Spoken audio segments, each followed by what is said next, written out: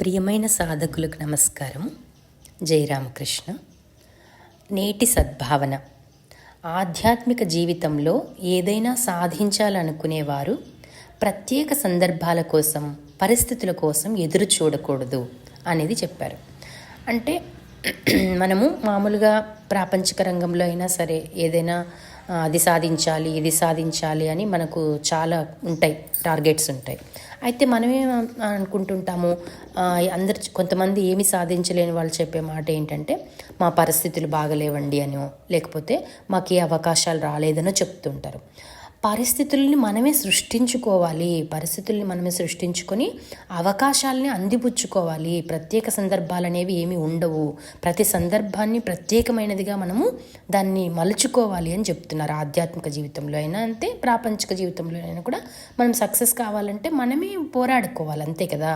మన పరిస్థితులన్నిటినీ మనమే చక్కదిద్దుకుంటూ ముందుకెళ్ళాలి. కాబట్టి అదే ఆధ్యాత్మిక జీవితంలో అయితే ఏమైనా సాధించాలనుకునే వాళ్ళు, నాకు అన్ని ఇది ఇలా ఉంటే అలా చేస్తాను, అప్పుడు చేస్తాను, నాకు ఆరోగ్యం బాగైన తర్వాత నేను ఆధ్యాత్మికతను మొదలు పెడతాను, లేకపోతే నా దగ్గర బాగా సంపాదించిన తర్వాత, నేను బాగా సెటిల్ అయిన తర్వాత నేను ఆధ్యాత్మిక రంగంలోకి వస్తాను, అట్లా అనుకుంటూ ఉంటారు. నాకు ఇంకా బాధ్యతలు ఉన్నాయి, పిల్లల పెళ్ళిళ్ళు, ఇట్లా మాట్లాడుతూ ఉంటారు. కానీ అదంతా దానికి ఎగ్జాంపుల్గా ఏం చెప్తారు అంటే, ఒక సముద్రపు ఒడ్డున కూర్చొని అలలన్నీ తగ్గిపోయాక నేను స్నానం చేస్తాను అని ఎవరైనా అక్కడ వెయిట్ చేస్తున్నారనుకోండి, అది ఎంత మూర్ఖత్వమో కదా. అట్లాగే ఉంటుంది అని చెప్తున్నారనమాట ఇది కూడా. కాబట్టి నువ్వు ఆధ్యాత్మిక జీవితం గడపాలి, నువ్వు అది మొదలు పెట్టాలి అనుకుంటే మొదలు పెట్టేసాయి, అంతే. నీ పరిస్థితులు ఎలా ఉన్నా సరే, ఇంకా పైగా ఏమవుతుంది, నువ్వు సాధన బాగా చేసే కొద్దీ, నువ్వు శాస్త్రాలని బాగా అధ్యయనం చేసే కొద్దీ నీ సమస్యలన్నీ ఒక్కొక్కటి తీరిపోతూ ఉంటాయన్నమాట. నీకున్న జ్ఞానంతో తీర్చుకోగలుగుతావు. మంచి కర్మలు చేస్తున్నావు, పుణ్యకర్మలు చేస్తున్నావు కాబట్టి పాపకర్మలన్నీ క్యాన్సిల్ అయిపోతూ వస్తాయి. కాబట్టి నువ్వు ప్రత్యేకమైన పరిస్థితులు ఏర్పడాలని, ప్రత్యేకమైన సందర్భాలు కావాలని ఎదురు చూడొద్దు, అలా అనుకోవద్దు అని చెప్తున్నారు, అంతే కదా. కాబట్టి పాఠం ఏంటో చూద్దాం. మనలో ఉన్నతమైన గుణాలు ఎన్నో ఇప్పటికే ఉన్నాయి, మనకు తెలుసు. మనం లిస్ట్ అవుట్ చేసుకోవాలన్నమాట, మనలో ఏమేం పాజిటివ్ థింగ్స్ ఉన్నాయి. మనకు మంచి నాలెడ్జ్ ఉంది, మంచి చదువు ఉంది, మంచి ఫ్యామిలీ ఉంది, మంచి ఆరోగ్యం ఉంది, మంచి పరిస్థితులు ఉన్నాయి. ఇట్లా ఏది ఉంటే అది మనము ముందు అన్ని లిస్ట్ అవుట్ చేసుకున్నాం అనుకోండి, మనకి ఏదైనా సాధించాలని అనిపిస్తుంది అనమాట. కాబట్టి మనలో ఇంకా ఏవో గుణాలు ఉండాలి. ఆధ్యాత్మికత అంటే అది ఎక్కడో చెట్టు మీద చిటారు కొమ్మలో ఉంటుంది, నాలాంటి వాళ్ళకి ఏం సాధ్యమవుతుంది అని ఎప్పుడూ అనుకోకూడదు అనమాట. ఎంతో పాపాలు చేసిన వాళ్ళు కూడా తర్వాత ఆధ్యాత్మిక జీవితంలోకి వచ్చి చాలా మంచి వాళ్ళుగా తయారయ్యి, ప్రపంచానికి ఉపయోగపడిన వాళ్ళుగా అయ్యి, వాళ్ళ యొక్క మోక్షాన్ని కూడా వాళ్ళు పొందిన వాళ్ళు ఎంతోమంది ఉన్నారు. అది గృహస్థ భక్తులు అవ్వచ్చు, సన్యాసులు అవ్వచ్చు, బ్రహ్మచారులు అవ్వచ్చు, ఎవరైనా అవ్వచ్చు.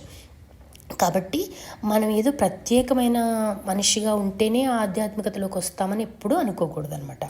కాబట్టి ఏమంటున్నారు, మనలో ఉన్నతమైన గుణాలు ఎన్నో ఇప్పటికే ఉన్నాయి, వాటిని మనం చేతనావస్థలో పొందగలం. చేతనావస్థ అంటే కాన్షియస్ మైండ్ అనమాట. మామూలుగా డైలీ యాక్టివిటీస్లో మనం ఉపయోగించే బుద్ధి. అట్లా ఉన్నప్పుడు పొందుతాం మనం. అటువంటి గుణాలు మనకు తెలిసిపోతాయి కదా. మనం ఒకరిలో బాగా మాట్లాడే గుణం ఉంటుంది, ఒకరిలో బాగా డ్రాయింగ్ వేయగలరు, కొంతమంది బాగా పాటలు పాడగలరు, కొంతమంది భగవంతునికి బాగా అలంకారాలు చేయగలరు. భగవంతునికి ఏదైనా ఇష్టమే అనమాట. మనం ఏ రకంగా అయినా ఆయన దగ్గర మనం సాన్నిహిత్యాన్ని పొందవచ్చు. కాబట్టి ఏమంటున్నారు, ఆశయాలను నెరవేర్చడానికి కావలసిన మానసిక పరిణతి స్థాయికి మనమే ఎదగాలి.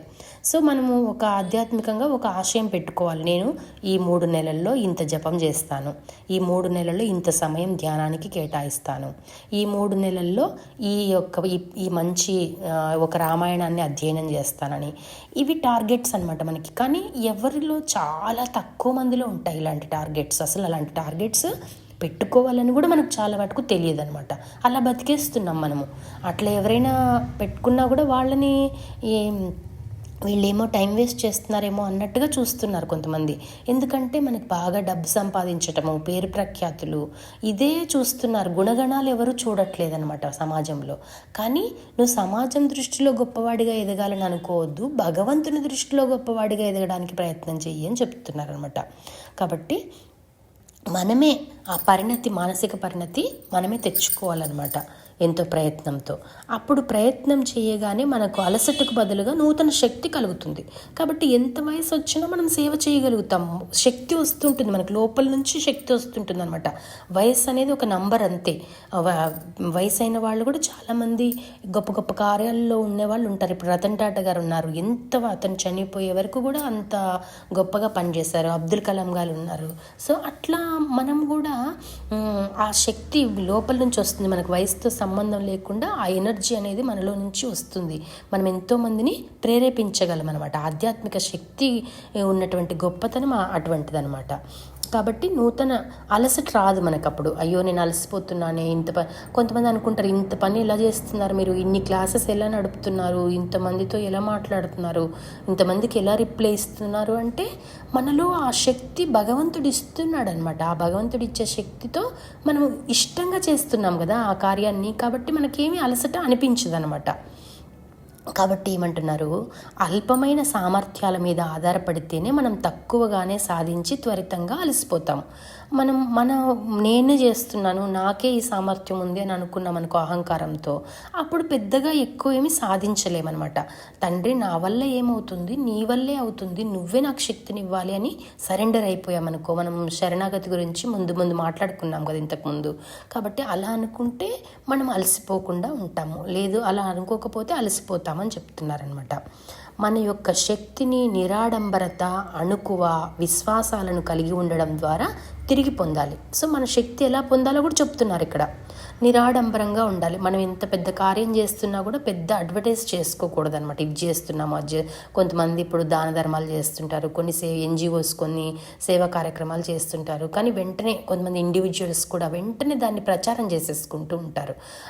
కోర్స్ వాళ్ళకి ప్రచారం చేసుకుంటే ఫండ్స్ వస్తాయి అన్నప్పుడు చేసుకోవచ్చు, కానీ చాలా అతిగా చేస్తుంటారు అంటే. ఇప్పుడు ఒక వ్యక్తికి అక్కడ ఏదో ఫుడ్ కొంచెం డొనేట్ చేస్తుంటారు, దానికి పెద్ద ఫొటోస్ దిగడము, పెట్టేసుకోవడము, మొత్తం అంతా కూడా గోప్యంగా చేయమంటారనమాట గురువులు. ఎప్పుడు కూడా మన సేవలు కానీ మన భక్తి కానీ అన్నీ కూడా గోప్యంగా ఉంటేనే వృద్ధి చెందుతాయి అని చెప్తారనమాట.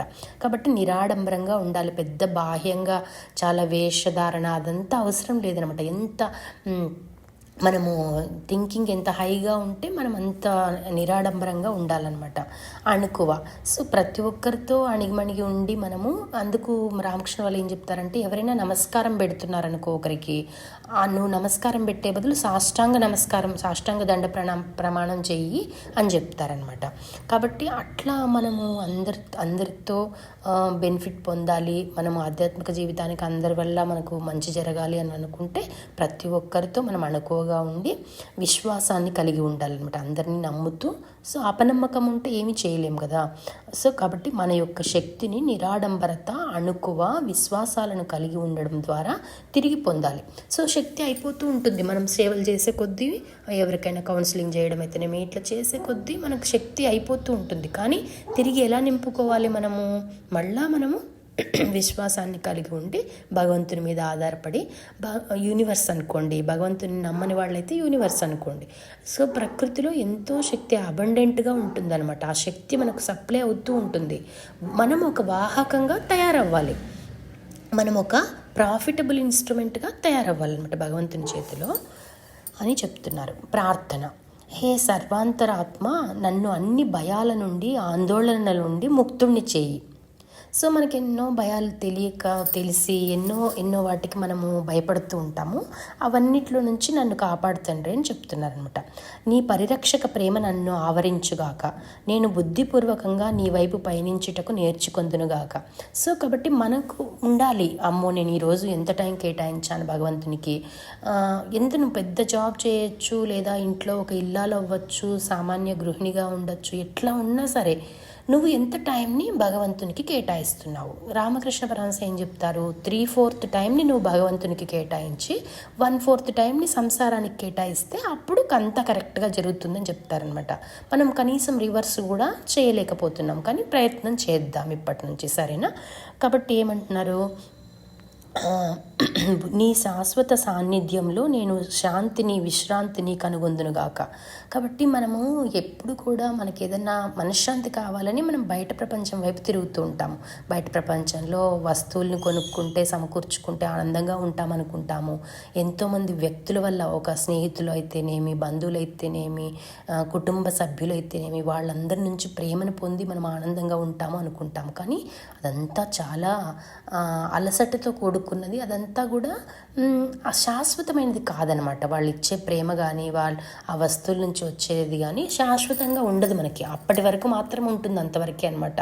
ఎందుకంటే అవన్నీ కూడా మారిపోయే స్వభావం కలిగి ఉంటాయి. కాబట్టి మనం వాటి మీద ఆధారపడకుండా భగవంతుడి మీద ఆధారపడితే నిరంతరము ఆయన నుంచి శక్తి ప్రవాహం మనలో ఉండి మనము వేరే వాళ్ళకి శక్తిజనక కేంద్రంగా తయారైపోతాం అనమాట.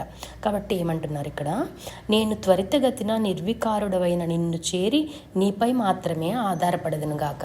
కాబట్టి రామకృష్ణ పరమహంస కూడా ఏం చెప్తారు, ఓ మనసా నువ్వు పర్లపంచకి ఎందుకు వెళ్తావు, నువ్వు భగవంతుని పాదాల దగ్గర ఉండొచ్చు కదా అని వేడుకోండి మీరు మనస్సుని అని చెప్తారనమాట.